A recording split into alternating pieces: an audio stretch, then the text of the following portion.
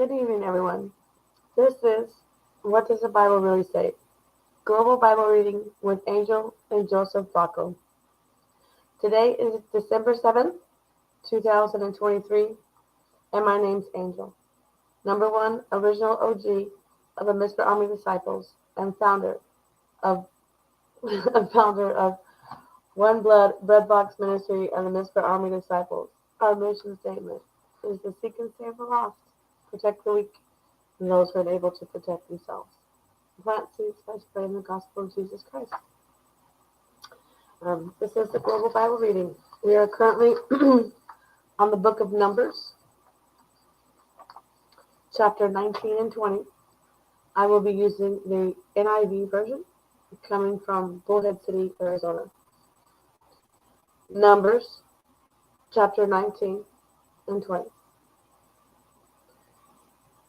The water of cleansing. The Lord said to Moses and Aaron, "This is a requirement of the law that the Lord has commanded.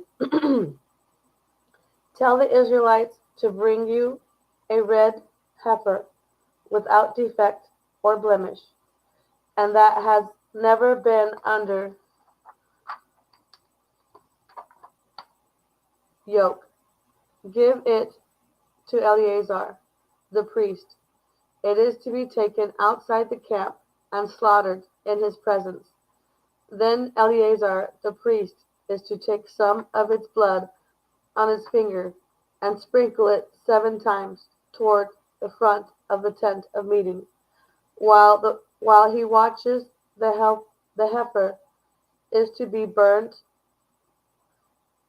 its hide, flesh, blood, and intestines. The priest is to take some cedar wood, hyssop, and scarlet wool, and throw them into the burning heifer.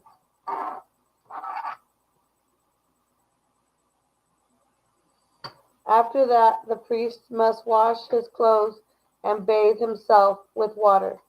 He may then come into the camp, but he will be ceremonial unclean till evening.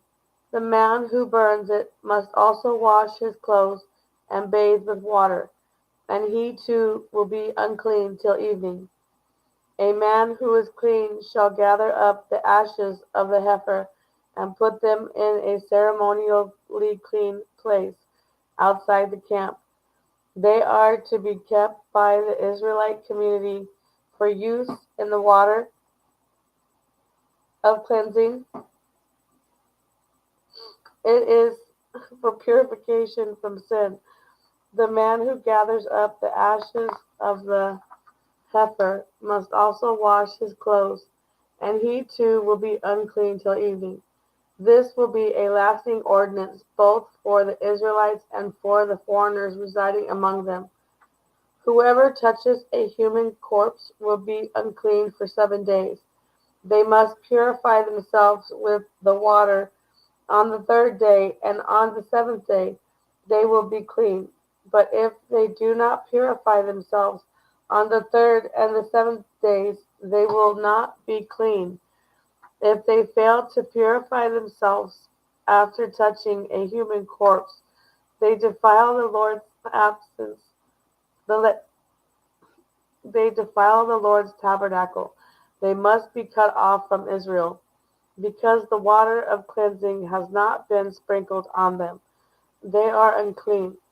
Their uncleanness remains on them. This is the law that applies when a person dies in a tent. Anyone who enters the tent and anyone who is in it will be unclean for 7 days. And every open container without a lid fastened on it will be unclean.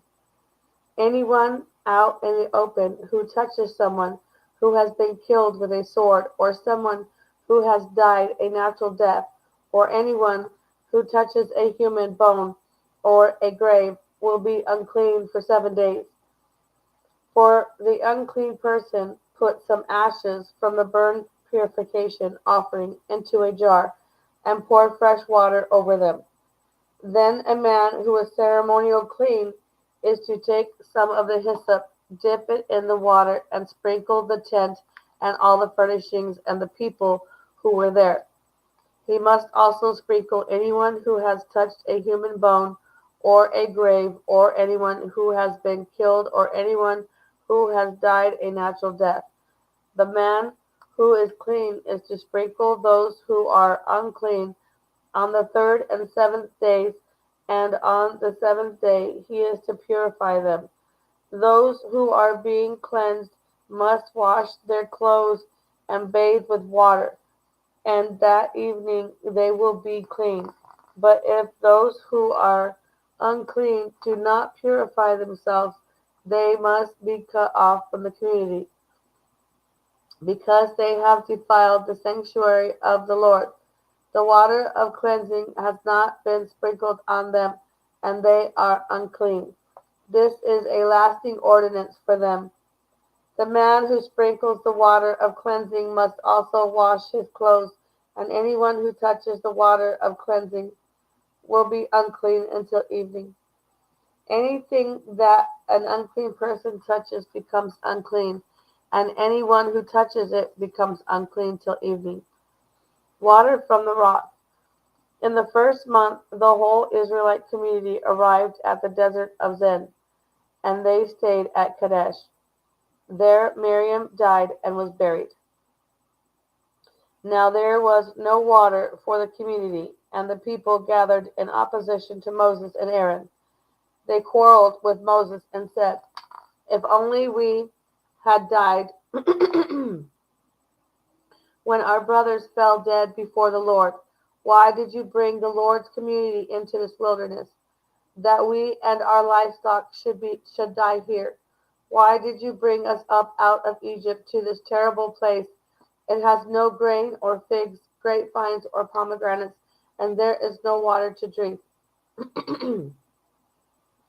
Moses and Aaron went from the assembly to the entrance to the tent of meeting and fell face down, and the glory of the Lord appeared to them.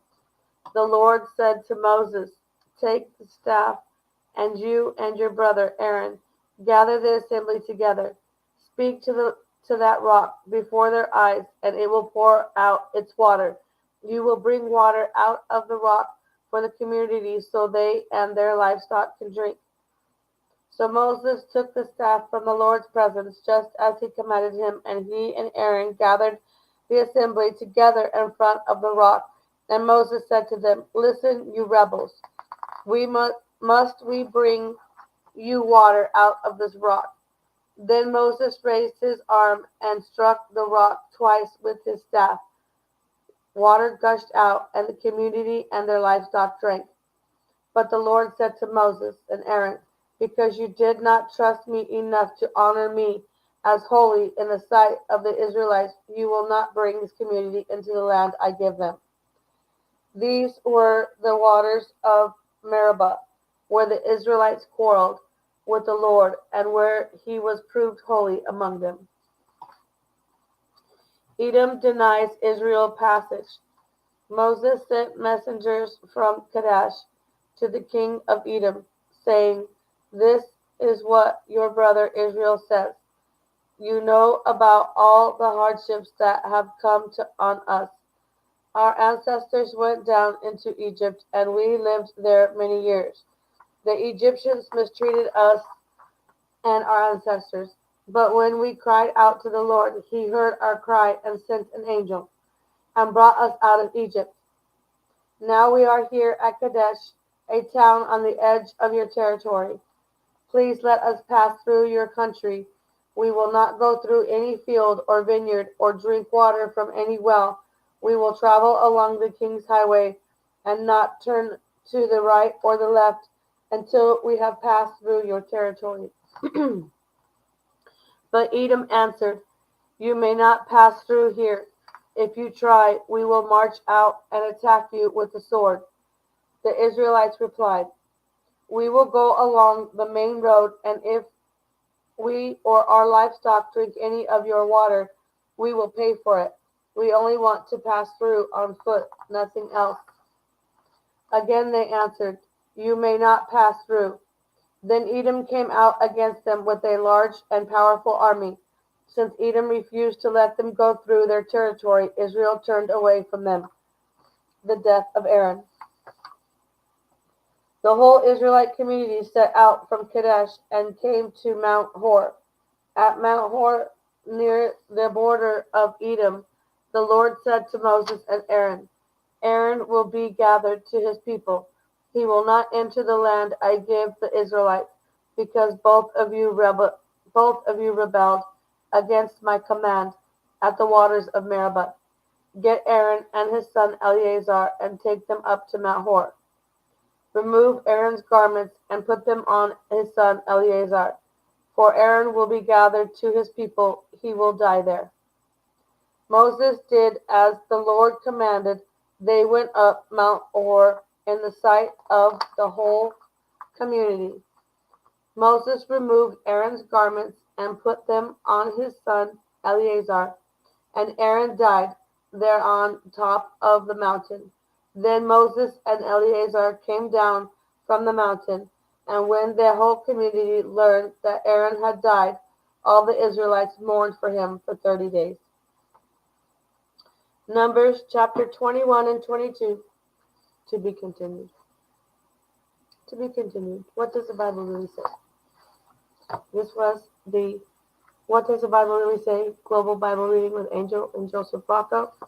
And that was Numbers chapter 19 and 20, the NIV version coming from Bullhead City, Arizona.